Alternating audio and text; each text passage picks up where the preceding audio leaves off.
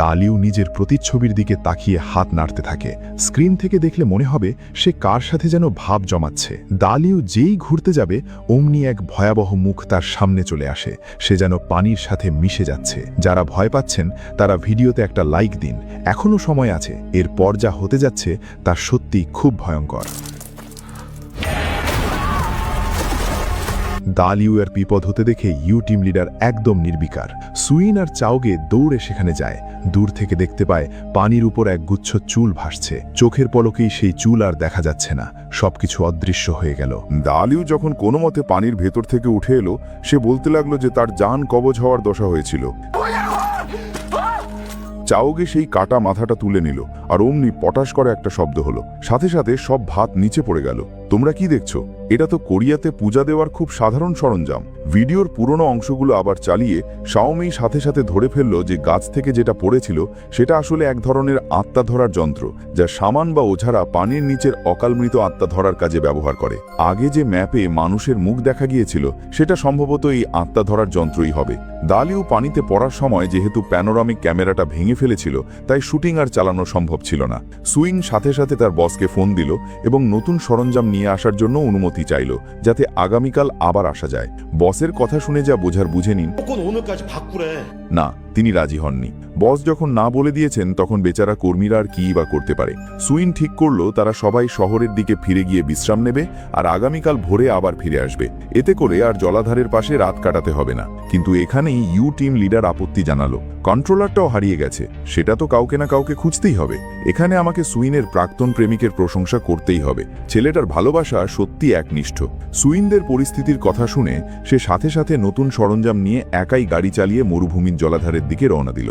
সুইন প্রাক্তন প্রেমিককে চিন্তা না করতে বলল, কারণ ইউ টিম লিডার সাথে আছে, তাই তেমন সমস্যা হবে না।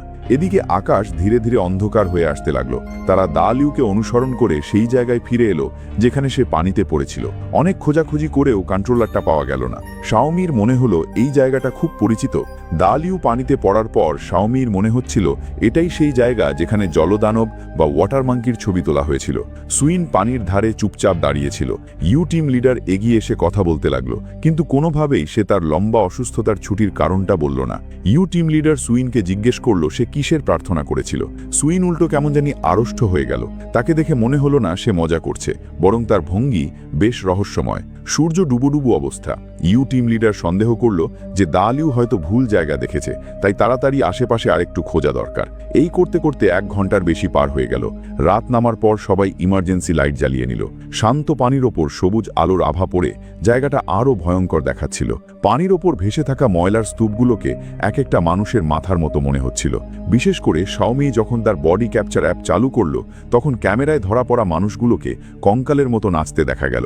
চাওগে আর আওই অলস বসে পানিতে পাথর ছুঁড়ে মারার খেলা শুরু করলো। সুইন ইউ টিম লিডারকে অনেকবার ফোন দিল, কিন্তু বারবারই দেখালো যে তিনি নেটওয়ার্কের বাইরে। সে অস্থির হয়ে পানির ধারের আশেপাশে ঘোরাঘুরি করতে লাগলো। হঠাৎ সে অস্পষ্ট এক খটখট শব্দ শুনতে পেল। এই শব্দটা যেন তাকে সম্মোহনের মতো পানির দিকে টেনে নিয়ে যাচ্ছিল। পায়ের কাছে কোনো একটা জিনিস ধাক্কা লাগায় সুইন সম্বিত ফিরে পেল।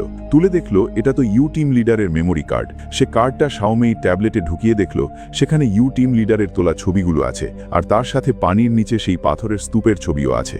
বোঝা গেল ইউ টিম লিডার মিথ্যে বলেননি, সে নিজেও পাথরের স্তূপের কাছে প্রার্থনা করেছিলেন। ঠিক সেই মুহূর্তে প্রাক্তন প্রেমিকের ফোন এলো। সে এক গা শিউরে ওঠা খবর দিল। অনেক জায়গা থেকে নিশ্চিত হওয়া গেছে যে ইউ টিম লিডার গত রাতেই হাসপাতালে মারা গেছেন। যখন সুইন ভয়ে থরথর করে কাঁপছে, ঠিক তখনই অন্ধকার থেকে একটা শব্দ ভেসে এলো। কোথা থেকে যেন একটা পাখি উড়ে এসে ইমার্জেন্সি লাইটটা ভেঙে চুরমার করে দিল। পরের মুহূর্তেই ব্যাগে থাকা ওয়াকিটকি থেকে এক কান ফাটানো বিকট শব্দ বেরোতে লাগলো। আরও অদ্ভুত ব্যাপার হলো, শাওমি ভয় পাওয়ার বদলে বরং উত্তেজিত হয়ে বলল যে এটা তো অন্য জগতের সাথে যোগাযোগের চিহ্ন। সে যখন নির্দিষ্ট একটা ফ্রিকোয়েন্সিতে টিউন করলো, ওয়াকিটকি থেকে ভাঙা ভাঙা কিছু আওয়াজ আসতে লাগলো। কথা শেষ হওয়ার পর ওয়াকিটকি আর কোনো প্রশ্নের উত্তর দিল না, শুধু একটা কথাই বারবার বলতে লাগলো। সুইন ভয়ে আড়ষ্ট হয়ে সবাইকে বলল এসব খেলা বন্ধ করতে। তার মতে এখন সবচেয়ে জরুরি হলো দালিউ আর ইউ টিম লিডারকে খুঁজে বের করা। কিন্তু তখনই সে এক অদ্ভুত প্রস্তাব দিল, চলো আলাদা হয়ে যাই। একই সাথে দালিউ যে ভয়ে কাঁপছিল সেও বুঝতে পারল যে কোথাও একটা ঝামেলা আছে। ইউ টিম লিডার ভূতের মতো অদৃশ্য হয়ে গেছে, আর পায়ের নিচের মাটি কাদায় রূপ নিচ্ছে। সে কখন জলাধারের পানির ভেতরে ঢুকে গেছে নিজেও জানে না। সেই পরিচিত খটখট শব্দ আবার আবার শোনা গেল। দালিউ টর্চ জ্বালিয়ে সামনে তাকাতেই দেখল কালো চুলওয়ালা এক লম্বা নারী দাঁড়িয়ে আছে। কথা শেষ হতে না হতেই পানির নিচ থেকে শয়ে শয়ে ফ্যাকাশে মানুষের মুখ ভেসে উঠতে লাগলো।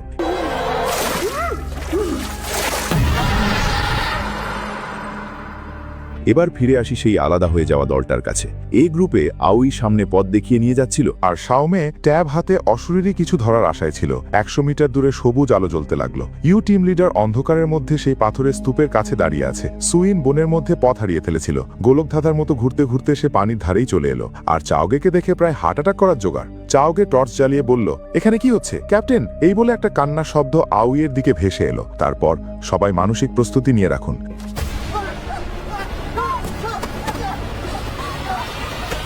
ভিডিওর অর্ধেক পার হয়েছে। সামনে আরো ভয়ঙ্কর সব মুখ দেখা যাবে, যা দেখে আপনাদের শরীর শিউরে উঠবে। এবার আসি অন্যদিকে। প্রাক্তন প্রেমিক গাড়ি চালিয়ে মরুভূমির জলাধারের কাছে পৌঁছানোর সময় তার জিপিএস হঠাৎ নষ্ট হয়ে গেল। কোনোভাবেই গন্তব্য খুঁজে পাচ্ছিল না। চৌরাস্তার মোড়ে সে এক বাড়িতে বাতি জ্বলতে দেখে গাড়ি থামিয়ে পথ জিজ্ঞেস করতে গেল।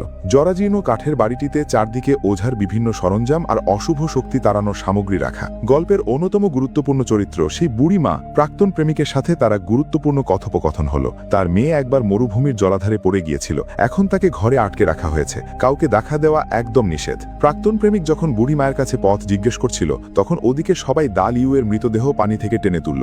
আপন ভাইয়ের মৃত্যু দেখে চাওগে একদম ভেঙে পড়ল। তার ধারণা এসবের পেছনে ইউ টিম লিডারের হাত আছে। আউই তাকে প্রতিশোধ নেওয়ার চিন্তা করতে বারণ করলো এবং বলল এই নরক থেকে আগে বের হওয়া দরকার। সুইন পুলিশ ডাকার কথা বলল, অন্তত সে একটা কাজের কথা বলেছে। সুইন আফসোস করে চাওগেকে বলল যে ইউ টিম লিডার এসব করছে না, কারণ সে নিজেই তো এখন ভূত। এই কথা শুনে চাওগে আরো উত্তেজিত হয়ে পড়ল। আমরা তো ইউ টিম লিডারের কোনো ক্ষতি করিনি, তাহলে সে ভূত হয়ে আমাদের কেন মারতে চাইছে?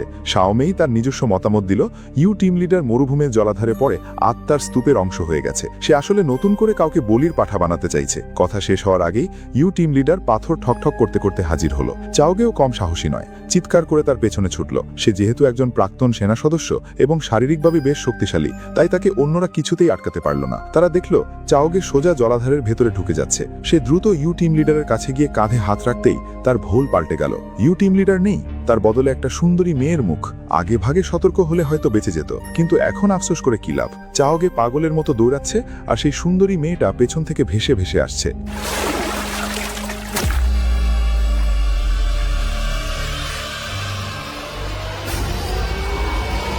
খেলা শেষ হওয়ার পর সেই মেয়েটি তার আসল জলদানবের রূপ ধারণ করল এবং চাওগেকে অতল গহ্বরে টেনে নিয়ে গেল। সুইন পরিস্থিতি বুঝতে পেরে আউই আর শাওমিকে বলল, পালাও, জীবনের চেয়ে দামি আর কিছু নেই। শাওমি খেয়াল করল যে পানির ধারে সেই পাথরের স্তূপগুলো চোখের পলকে অদৃশ্য হয়ে গেছে।